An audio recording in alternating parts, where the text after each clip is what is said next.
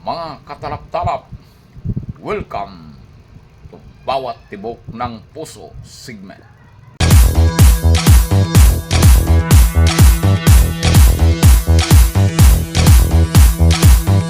Good morning again mga katalap-talap. Real talk again mga katalap-talap.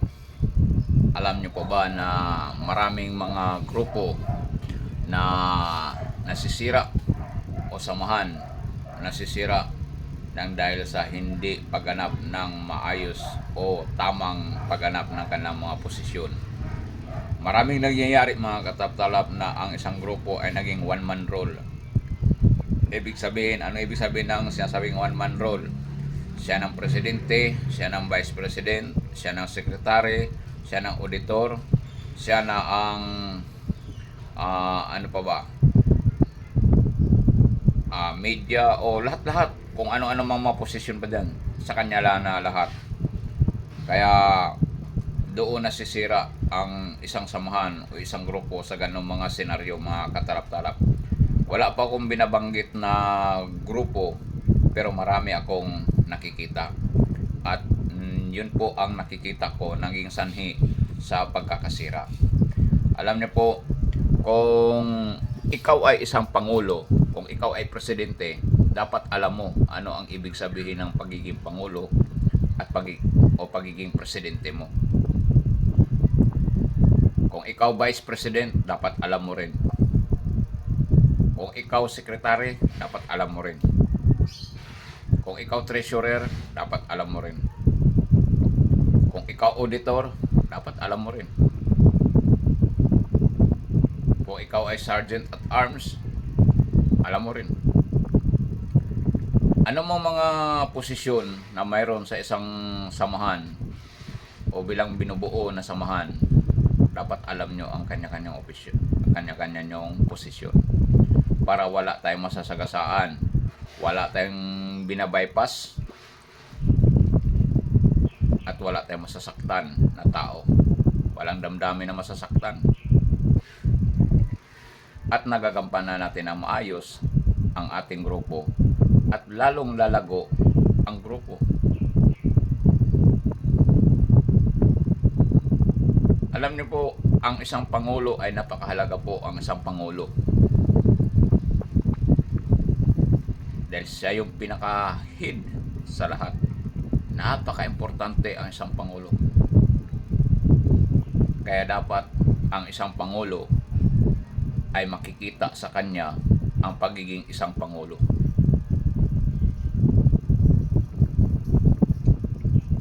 Hindi yung hanggang sa pangalan na lang, hanggang sa posisyon na lang na pangulo.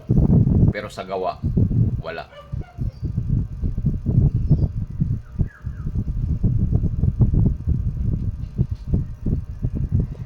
Dapat hindi sa salita lang na pangulo, dapat may gawa.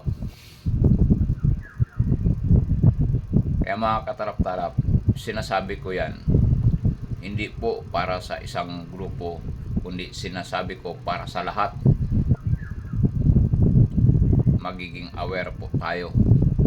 Kung tayo ay naaanib sa isang mga samahan, kung tayo ay may mga posisyon sa isang samahan, magiging mayor man yan, vice mayor man yan, lahat, mula sa kapitan man yan o ano man, basta lahat ng posisyon na may ginagampanan, dapat alam natin yan.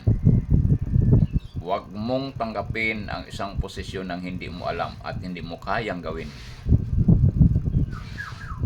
Dahil hindi lang magdudulot ng maganda sa isang grupo.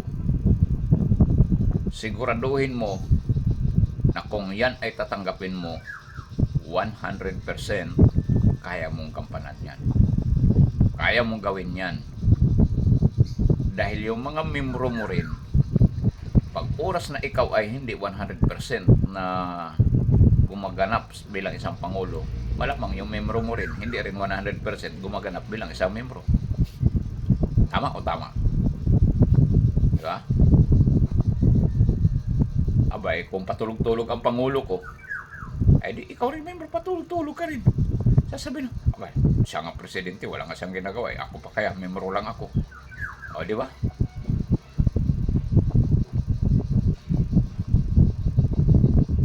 ikaw ay isang membro, ay isang pangulo ng isang samahan, dapat ano ka, may tinatawag initiative ka. Marami kang marunong ka mag-create ng ano na para magiging alive yung isang grupo. Magiging buhay ang isang grupo.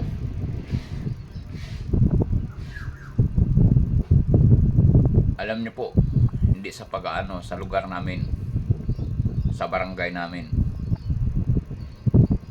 Barangay lang yun.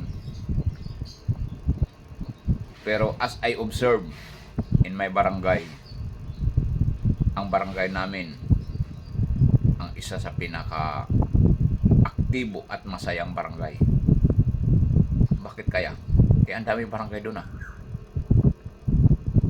Kasi nakadepende yun doon sa leader, doon sa pangulo, doon sa presidente, o kung kapitan man o yung kapitan ng barangay.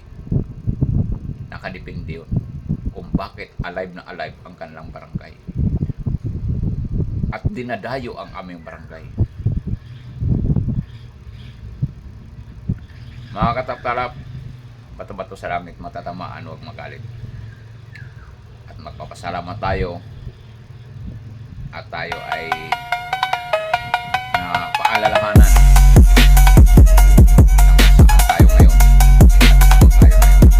Maraming salamat, good luck and God bless po sa ating lahat mga kataptalap. Ito si Talap-Talap, ang inyong vlogger sa bawat tibok ng puso segment.